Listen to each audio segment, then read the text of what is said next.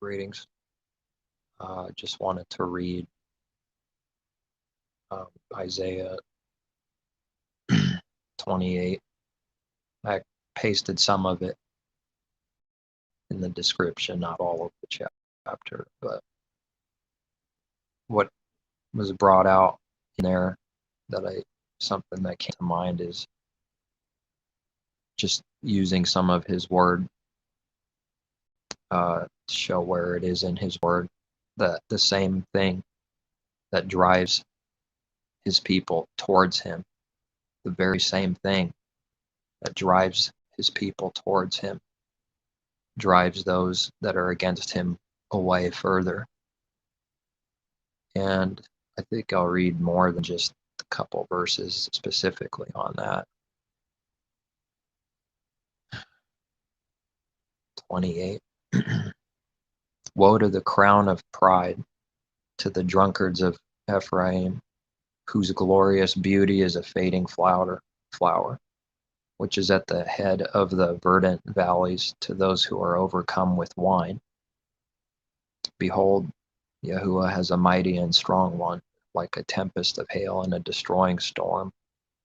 Let's see, like a flood of mighty waters overflowing, who will bring them down to the earth with his hand. The crown of pride, the drunkards of Ephraim, will be trampled underfoot, and the glorious beauty is a fading flower, which is at the head of the verdant valley, like the first fruit before the summer, which an observer sees. He eats it up while it is still in his hand. In that day, Yahuwah of hosts will be for a crown of glory and a diadem of beauty to the remnant of his people, for a spirit of justice to him who sits in judgment, and for strength to those who turn back the battle at the gate. But they have also erred, I think that's how you say it, erred through wine and through intoxicating drink are out of the way, not in the way. The priest and the prophet have erred. It's kind of a weird, I think it's erred. Priest and the prophet erred through intoxicating drink. They are swallowed up by wine. They are out of the way through intoxicating drink. You know, what I'm noticing in this chapter is wine and intoxication through wine or drink, drunkenness, is being repeated. They are out of the way through intoxicating drink. They err in vision, they stumble in judgment. For all tables are full of vomit and filth. No place is clean. This scripture just, stands out right there in that what the Father's been showing me is that they leave like he was already, teaching it in like spirit before even realizing it fully in his word, seeing where it is and then seeing more out of it. Where, people leave it all on the table, all mixed up, all unclean, and then they scram and run away after a bunch of lies, contradictions, attacks, and then I read something about the tables. For all tables are full of vomit and filth, no place is clean. Whom will he teach knowledge, and whom will he make to understand the message? Questions. Those just weaned from milk? Those just drawn from the breast?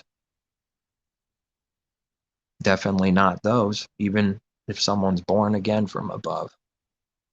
Who will teach knowledge, and whom will he make to understand the message? Weaned off of milk is like baby. Those just drawn from the breast, it's a baby. And there's nothing wrong with the baby by itself, but it's not possible. It's teaching this to even see through believers, that it's, even though someone believes, if that's where they are, it's not possible. But the Father will teach. The Messiah, our true teacher, teaches us.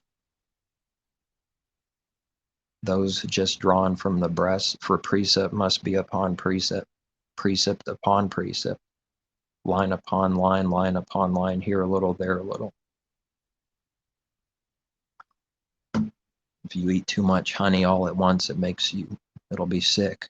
It'll end up being gross.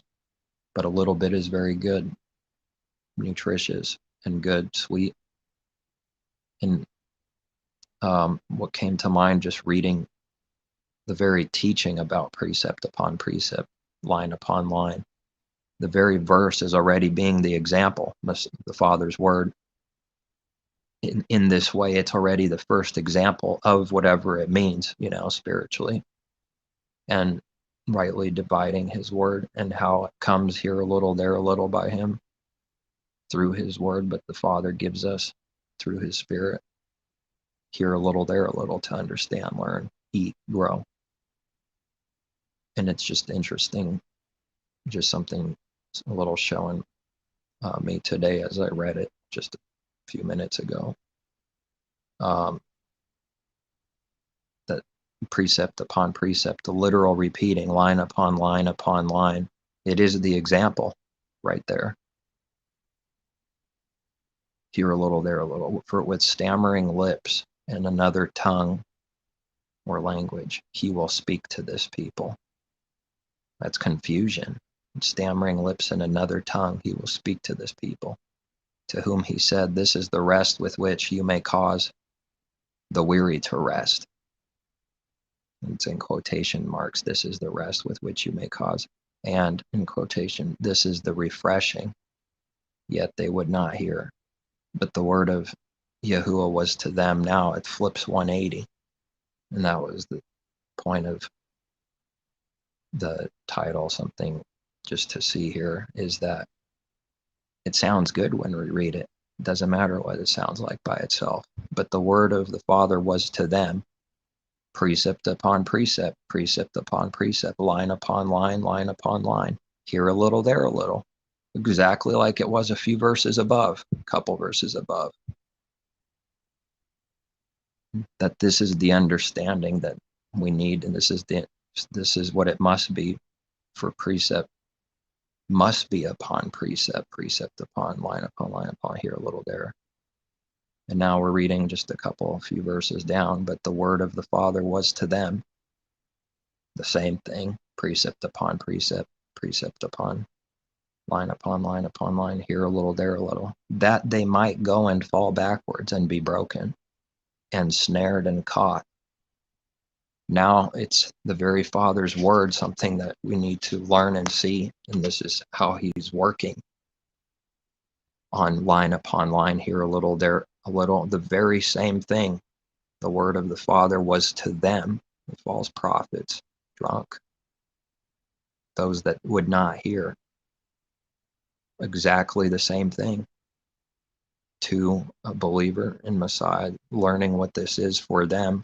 It comes on them. It was to them. The same thing, precept, line upon line, here a little, there. And then we have an answer why this comes on them like that, so that they might go and fall backward and be broken and snared and caught.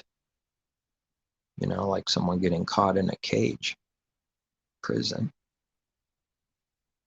Therefore hear the word of the Father, you scornful men who rule this people who are in Jerusalem, because you have said, we have made a covenant with death. Did they say that? Let man be a liar and the Father true. What's it look like? Man is truth, and the Father, the golden calf, is a liar. But of course, the man has to make everyone else. The Father himself is the liar, because who's going around out there? And when did they do it back then? Preaching from wherever it's preaching. Where do people say in the church world today, we have made a covenant with death? And they teach that as a teaching on something that's good, true, and what they do. Has anyone even heard it yet? The literal, blatant, open teaching that covenant is made with death.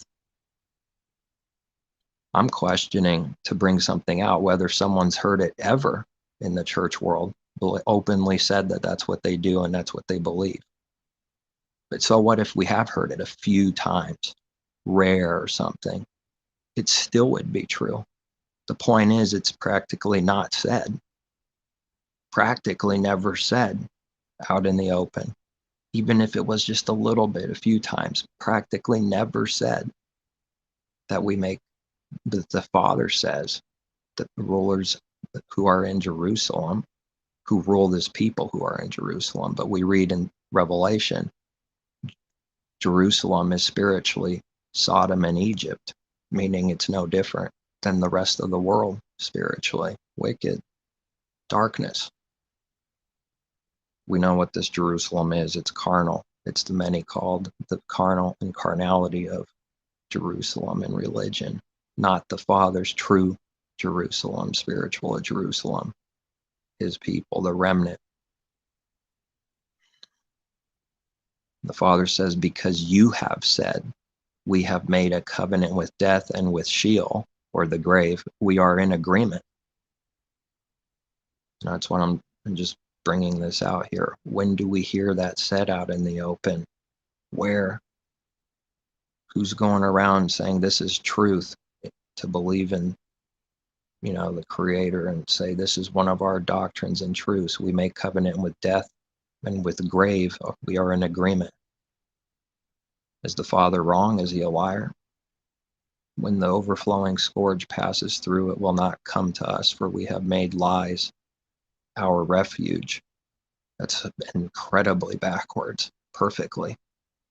Lies as the refuge. And under falsehood, we have hidden ourselves. The Father speaking what he knows that their heart is saying and believing. This is what they try to hide. The proof that they're hiding it constantly is one of these understandings where they don't speak in the open ever what they really are and believe. They don't speak in the open and say we made an agreement with death, a covenant with death, and with the grave we are in agreement. We have made lies our refuge. Is that what's being said? Literally out in the open? This is what's being said in the heart, the Father speaking. Under falsehood, we have hidden ourselves. Hiding.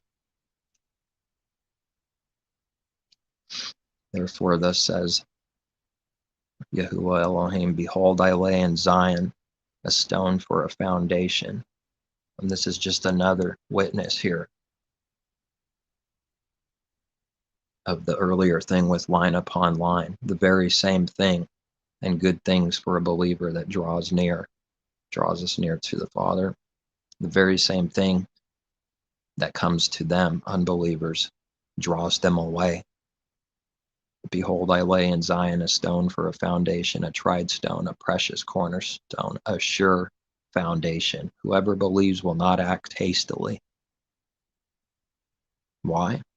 In the very same chapter, here a little, there a little, line upon line upon line, precept upon precept, here a little, there a little. Whoever believes will not act hastily. That's the truth. And of course, we need to learn to do this, but this is what his people, this is the truth. This is what we learn and do. This is what they do. In contrast to acting hastily all the time with no rest, with no patience, no waiting, when these true things are needed to be done, spiritual works of the heart. A tried stone. Yes, it's tried, a precious cornerstone, a sure foundation. Also, I will make justice the measuring line and righteousness the plummet. The hail will sweep away the refuge of lies, and the waters will overflow the hiding place. Your covenant with death will be annulled, and your agreement with the grave or Sheol will not stand. When the overflowing scourge passes through, then you will be trampled down by it. As often as it goes out, it will take you. For morning by morning, it will pass over, and by day and night, and by day and by night. It will be a terror just to understand the report. For the bed is too short to stretch out on, and the covering so narrow that one cannot wrap himself in it. Bed is too short to stretch out on, covering so narrow that one cannot wrap himself in it. For the Father will rise up at Mount Perazim. He will be angry as in the valley of Gibeon, that he may do his work, his awesome work, and bring to pass his act, his unusual act. Now therefore do not be mockers, lest your bonds be made strong. For I have heard from Yahuwah of hosts a destruction determined even upon the whole earth. Give ear and hear my voice, listen and hear my speech. Does the plowman keep plowing all day to sow? Does he keep turning his soil and breaking the clods? When he has leveled its surface, does he not sow the black cumin and scatter the cumin? Plant the wheat in rows, the barley in the appointed place, and the spelt in its place.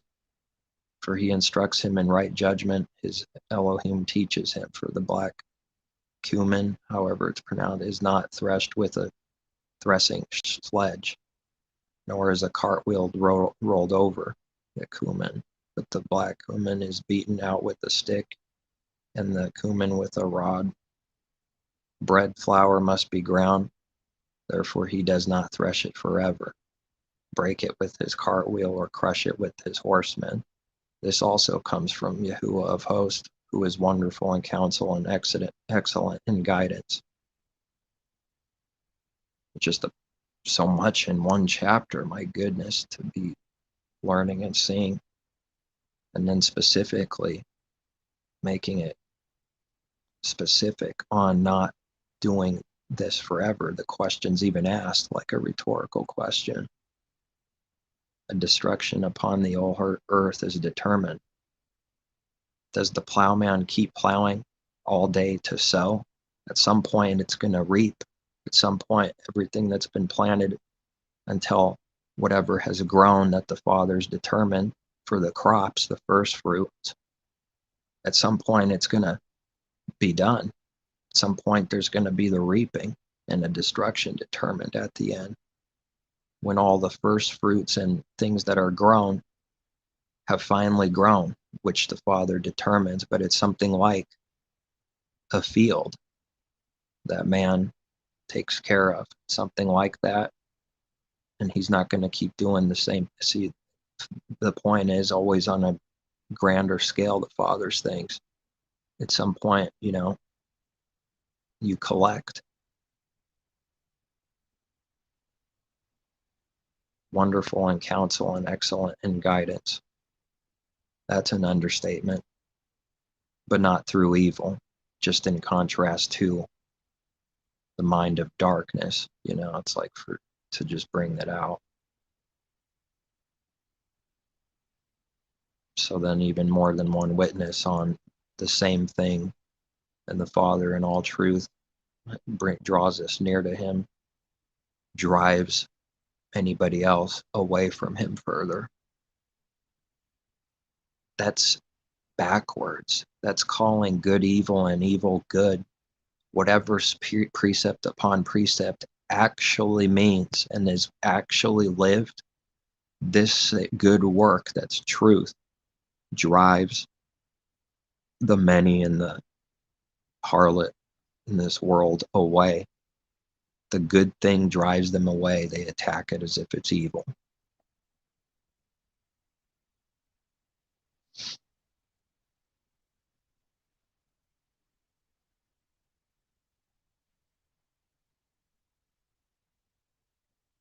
I think that's all I had. It ended up being a shorter one this time. All right, yeah, that's all for now. Please take care, seek truth from above.